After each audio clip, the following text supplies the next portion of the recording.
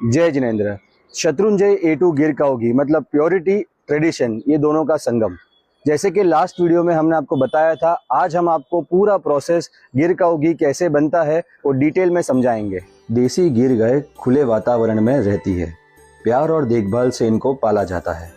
इनके आसपास शांत वातावरण बना रहे, इसके लिए स्पिरिचुअल संगीत भी सुनाया जाता है।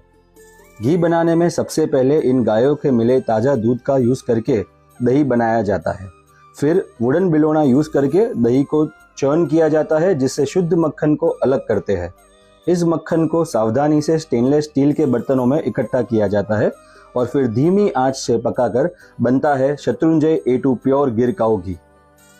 प्योर A2 घी को ग्लास के जार्स में और टिन में पैक किया जाता है और डायरेक्टली आपके घर पे सेफली पहुंचाया जाता है। आज ही ऑर्डर करें शत्रुंजय A2 गिर काऊ घी।